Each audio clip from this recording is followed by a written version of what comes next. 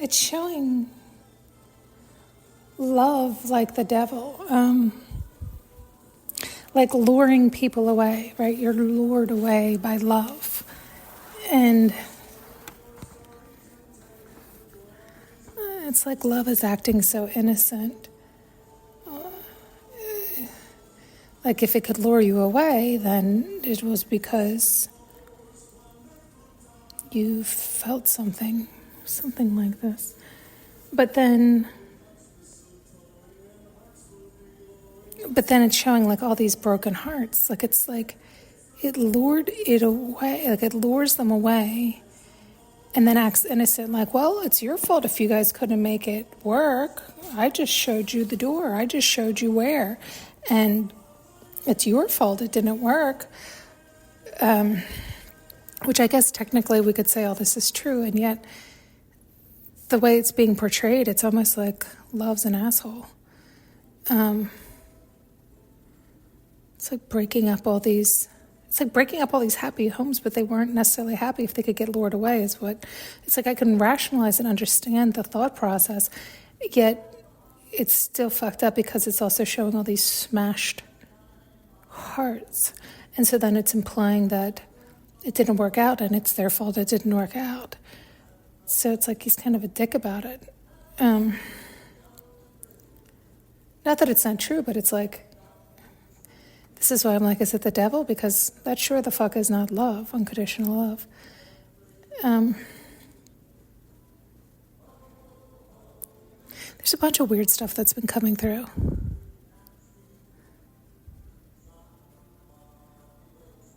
Like, am I invisible? Do I read the energy because I'm out of the game now?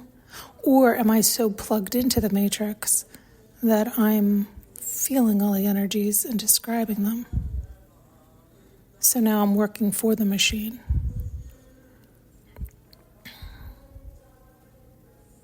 And you know how it's like everybody's just telling their translation of the love story they've encountered, right? Like their experience with this universe, with love. And then they're telling their story.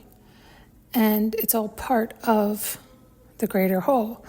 And it's all somewhat familiar and similar to some degree or another with all of us, because we're all part of it. And so it's like they're taking off a book from the shelf of the Akashic Records and then playing that one out and then describing it.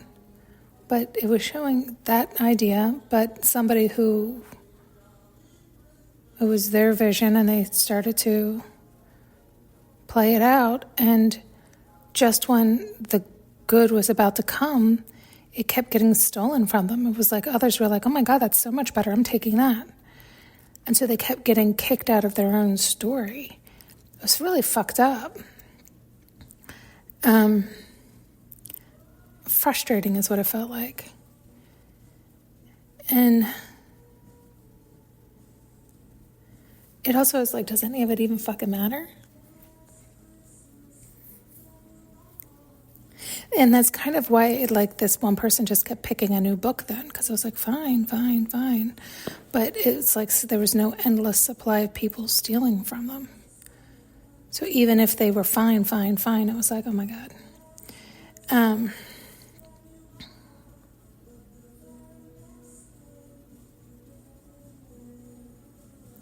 Yeah, and so then it also sometimes is like, oh my God, you'll see your life played out or hear something, and it's creepy. It gives that, what is that movie?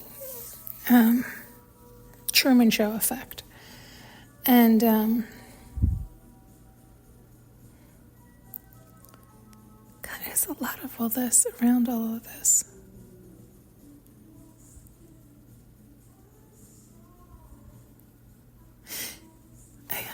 It's so debatable. They're showing it's like sometimes I feel like it is better that I just stay in my own bubble and tune everything out.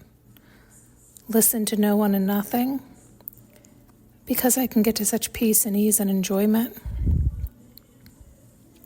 But the more plugged in I get, the more I overlap with others, the more whatever, it all starts to bleed into one. And one could argue it adds in all the flavors and spice, but believe me, I have the entire array up in here. I don't think there's a spice or a flavor I haven't experienced. So I'm like, oh, I don't need any duplicates. It's like the duplicates can just confuse me. No, thank you.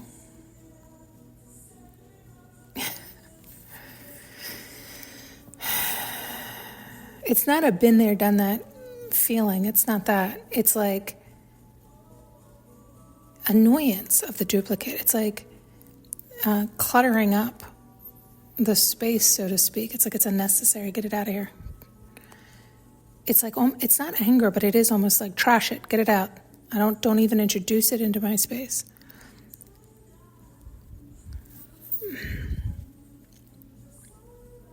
Which again could seem like closed off. It could seem like borders or boundaries versus standards. One could argue it either way.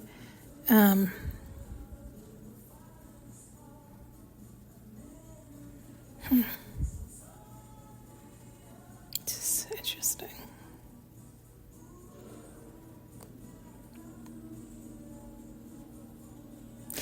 I'm just thinking like it's also annoying to me at this point.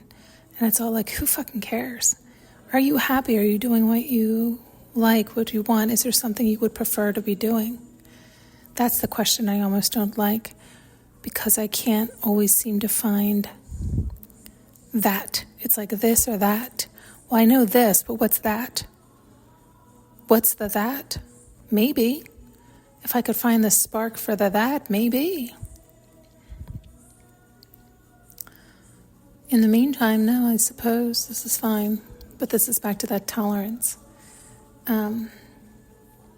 Or that feeling of boredom, but it's not even boredom. But it does border on sadness if I lean too much into it.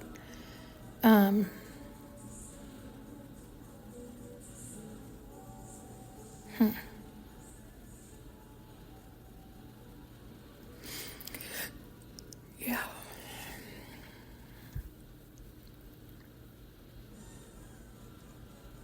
I do keep I don't like the feeling of constantly being in my head, but I feel like that has been what it's been for a while, and it has been this, it is like a searching or a seeking for that, right? Like, I know what this is.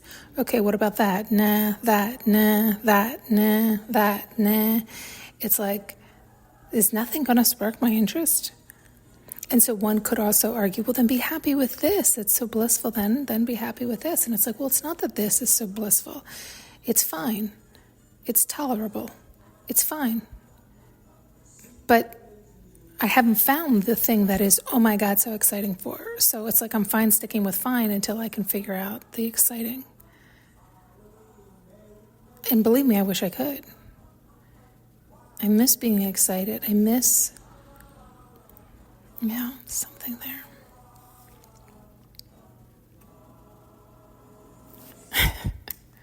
Just showed me. Oh, I don't want to tell that. Okay. Thank you so much for tuning in and listening. If you would like to support this channel, you can find more information in the notes below.